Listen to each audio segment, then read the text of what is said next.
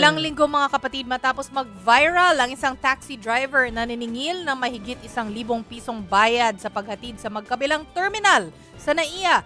Tuloy pa rin ang ilang pasaway na tsuper sa pangongontrata. Alamin natin ang detalye mula kay News 5 correspondent Mon Gualvez. Hi Mon! Hi Chiki! Magandang araw, magandang gabi sa ating lahat mga kapatid, pati kay Maricel. Good evening! Talagang nako, oo, kahit nga nag-viral na yung taxi driver na naniningil ng mahigit 1,000 sa mula Manila, NAIA Terminal 2 papuntang Terminal 3, abay ngayon talagang talamak pa rin yung mga naniningil ng sobrang taas. At the same time yung mga namimili at syempre yung mga nangongontrata nga ng mga pasahero dito sa paligid ng NAIA terminals, no? Ito yung binabantayan ngayon ng mga otoridad. Ito yung pinagsamang puwersa ng Land Transportation Office o LTO, kasama na rin ng PNP Aviation Security Group. At the same time in coordination yan with Manila International Airport Authority at ng NNIC o yung private company na nagpapatakbo ngayon or nag-ooperate dito nga sa NAIA terminals. Ang problema kasi, patuloy pa rin, no? May mga naniningil pa rin ng 300 to 700 pesos mula Terminal 1 papuntang Terminal 3. Talagang hindi na nagme-metro at talagang diretsyo na sa pamimresyo sa mga pasahero. Ang dahilan ng mga tsuper, napakataas to kasi talaga ng gasolina ngayon, kaya napipilitan daw silang gawin itong maling gawain, bagay na wa-effect yung kanilang mga dahilan sa mga enforcers dahil nga, again, number one, mali ito.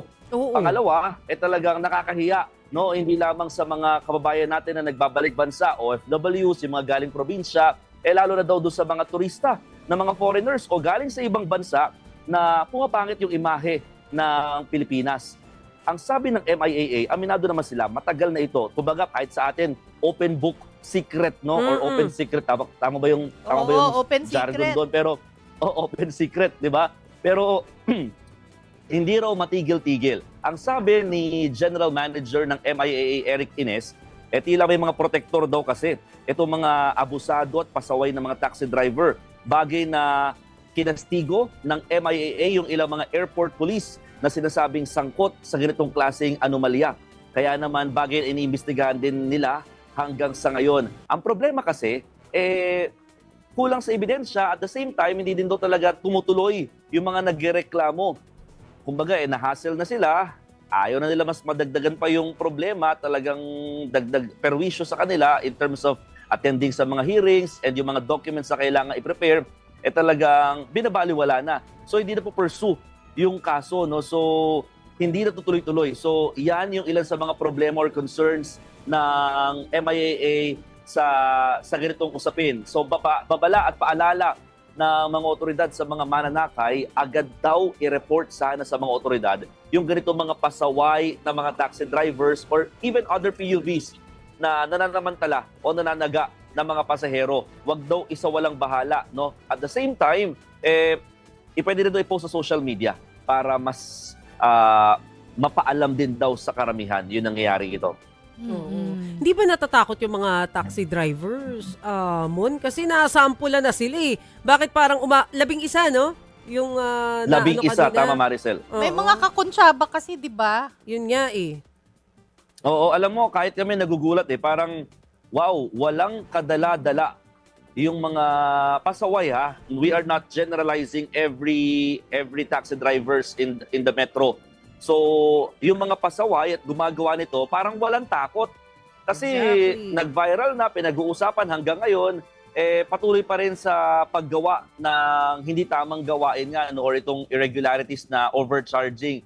So, bagay na talagang tututukan at mukhang aaraw-arawin. Tama no? Medyo may kunsyabahan din na nangyayari kasi nga, kapag may operation, yung mga usual na, may operation dyan, itetext nila yung mga kapwa nila tsuper at iiwas na dyan sa paligid ng NAIA. Pero ang pangako ng PNP Aviation Security Group, sila kasi yung parang Intel, no? LTO yung pinaka-nangunguna sa paninikit, pero yung PNP ang nangunguna naman sa mga paghahanap ng mga ganitong klaseng pasaway na mga tsuper. At saka ewan ko kung ano yon, yung mga taxi ba sa NAIA yun, yung may mga radyo din sila. So parang monitored yung nangyayari na, naku, may police, may kalaban. Grabe, may system na talaga no? Gusto ko yung code name na may kalaban. System of coordination. Diyan ba yun? Kasi may nakikita akong taxi na gano'n. Hindi ko lang sure kung dyan sa airport yon. Alam mo, Maricel, yung mas nakakabahala dito sa mga naiimbestigahan na MIAA, lumalabas na yung mga franchise daw ng ilang mga registered taxi sa kanila, hindi naman daw pala pang taxi. Ang ilan pang truck, ang ilan pang private vehicle. Kaya ito yung ilan sa mga ikakasa nilang operasyon para nga malaman kung lahat ba ng mga sasakyan or specifically mga registered taxi sa kanila, considered taxi talaga. Kasi baka kami sa papel pala, iba. So medyo magkakaroon ng problema daw yon technically. Yeah. Nakakainis dyan kasi pinapasa nila sa atin yung sa mga pasahero yung taas ng presyo ng gasolina. Kasalanan ba yun ng pasahero? Init yung Hindi! sa inyo Madali kasi negosyo pag airport no? Walang tigil dyan Tao dyan, di ba? Kaya perfect spot kung gagawa ka ng mga katarantaduhang ganyan. Nako, sige. Mon, meron ka naman sasakyan pa uwi, no? Di ka naman magta-taxi. Sabihin ko nga sana, huwag ka mag-taxi mo na. Kaya napapatay yung negosyo.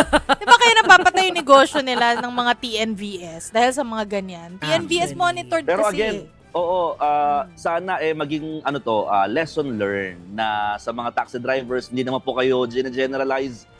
Sana wag na madagdagan pa yung mga bulok sa inyong hanay.